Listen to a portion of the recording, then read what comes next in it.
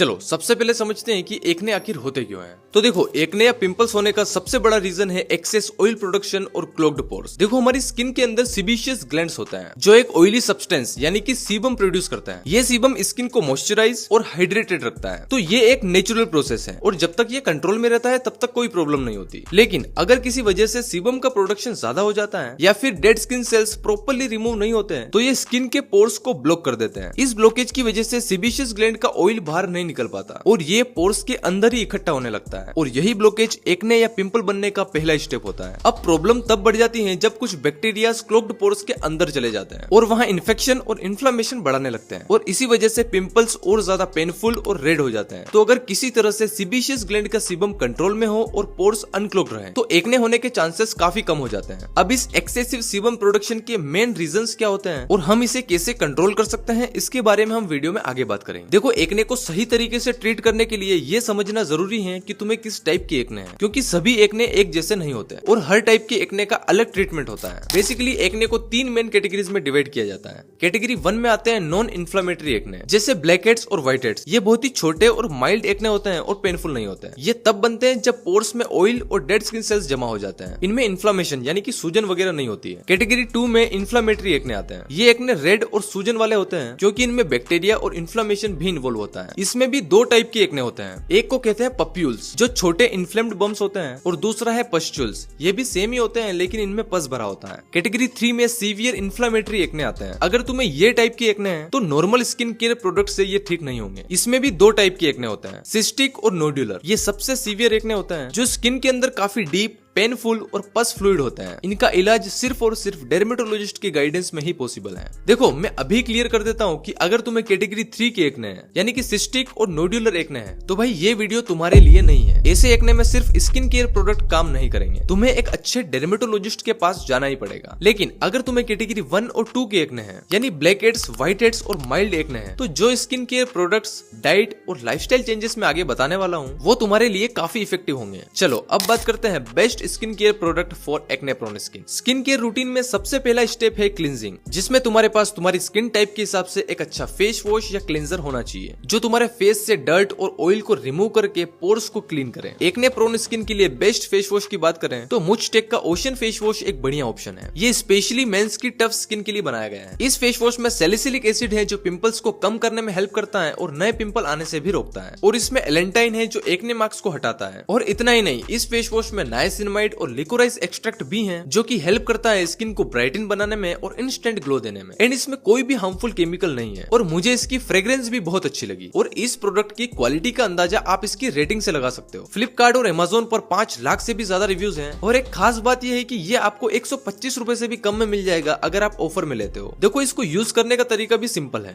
थोड़ा सा face wash हाथ में लेना है और रब करके फोम बनाना है, देन अप्लाई कर लेना है एंड 30 से 40 सेकंड तक अच्छे से मसाज करना है, देन वॉश कर लेना है। इस फेस वॉश में वो सब कुछ है जो एक मेन की स्किन को चाहिए, इसलिए एक बार जरूर ट्राई करें और अपनी स्किन में डिफरेंस देखें। इसकी लिंक आपको डिस्क्रिप्शन और पिन कमेंट में मिल जाएगी। क्लींजिंग के बाद मॉइस्चराइजर लगाना एक इंपॉर्टेंट स्टेप है। चाहे आपकी स्किन ऑयली हो या ड्राई, मॉइस्चराइजर लगाना मैंडेटरी है। एक्ने प्रोन स्किन के लिए ऑयल फ्री मॉइस्चराइजर यूज करें ताकि स्किन हाइड्रेट रहे बिना पोर्स को क्लॉग किए। तो मॉइस्चराइजर में द डर्माकोका 1% salicylic acid oil free moisturiser एक अच्छा ऑप्शन है जो एक्ने कंट्रोल करने के साथ स्किन को हाइड्रेट भी रखेगा। इसके अलावा एक्ने स्कार्स और डार्क स्पॉट से बचने के लिए सनस्क्रीन जरूर लगाएं। ऑयल फ्री और नॉन कोमेडोजेनिक सनस्क्रीन यूज करें जो एक्ने प्रोन स्किन के लिए बेस्ट होती है। तो आप TSC का एलादी सनस्क्रीन या अरोमा मैजिक का एलोवेरा सनस्क्रीन जेल यूज कर सकते हो। इसके अलावा अगर आपको छोटे ब्लैक हेड्स, व्हाइट हेड्स और माइल्ड एक्ने हैं तो नाइट स्किन के रूटीन में एक फेस सीरम ऐड करें जो सीबम प्रोडक्शन को कंट्रोल करेगा और क्लॉग्ड पोर्स को अनक्लॉग्ड करने में हेल्प करेगा। सीरम्स में बेस्ट ऑप्शन है मिनिमलिस्ट का 2% सैलिसिलिक एसिड फेस सीरम। ये पोर्स को डीप क्लीन करने के साथ एक्ने को प्रिवेंट करता है। तो ये प्रोडक्ट्स कैटेगरी 1 और 2 की एक्ने को ट्रीट करने में हेल्प करेंगे। लेकिन एक्ने को कंप्लीटली रिमूव करने के लिए सिर्फ स्किन केयर प्रोडक्ट्स काफी नहीं है। आपको अपनी लाइफस्टाइल और डाइट पर भी ध्यान देना होगा क्योंकि स्किन सिर्फ बाहर से ही नहीं अंदर से भी हेल्दी होनी चाहिए। अब जैसा कि मैंने वीडियो के स्टार्टिंग में बताया था कि एक्ने होने का सबसे बड़ा कारण ये एक्सेसिव सीबम प्रोडक्शन है। तो सीबम प्रोडक्शन ज्यादा होने के 3 मेन रीजंस होते हैं। पहला है हार्मोनल इम्बैलेंस। प्यूबर्टी के टाइम स्पेशली लड़कों में टेस्टोस्टेरोन लेवल हाई होता है। ये हार्मोन सीबेशियस ग्लैंड्स को ओवर एक्टिव कर देते हैं जिससे ज्यादा सीबम सेबम प्रोड्यूस होता है और इसीलिए 15 से 25 साल की उम्र में एक्ने की प्रॉब्लम कॉमन होती है। इसके अलावा स्ट्रेस और पुअर डाइट भी हार्मोन्स को इम्बैलेंस कर सकते हैं, जिससे एक्ने ट्रिगर होते हैं। सेकंड रीजन है जेनेटिक्स। अगर आपके पेरेंट्स को एक्ने या ऑयली स्किन की प्रॉब्लम रही है तो आपको भी ये प्रॉब्लम होने के चांसेस ज्यादा है। मतलब आपके जेनेटिक्स आपकी स्किन के बिहेवियर और कंडीशन को इन्फ्लुएंस करते हैं। थर्ड है स्ट्रेस और लैक ऑफ स्लीप। जब आप ज्यादा स्ट्रेस लेते हैं तो बॉडी कोर्टिसोल हार्मोन रिलीज करती है। ये हार्मोन ऑयल प्रोडक्शन को इंक्रीज करता है, जिससे एक्ने हो सकते हैं। लेट नाइट तक जागने से भी स्किन रिपेयर का प्रोसेस डिस्टर्ब होता है, जो एक्ने को ट्रिगर कर सकता है। तो साइंटिफिक लेवल पर ये रीजंस एक्ने के लिए रिस्पॉन्सिबल होते हैं। इसके अलावा acne and pimple free clear skin के लिए आप लोग अपनी लाइफस्टाइल को थोड़ा चेंज करो। जैसे दिन भर में 1 घंटा कोई भी फिजिकल एक्टिविटी करना, दिन भर में 2.5 से 3 लीटर पानी पीना, अपने पिलो कवर और टॉवेल को टाइम टू टाइम क्लीन करो और जंक फूड,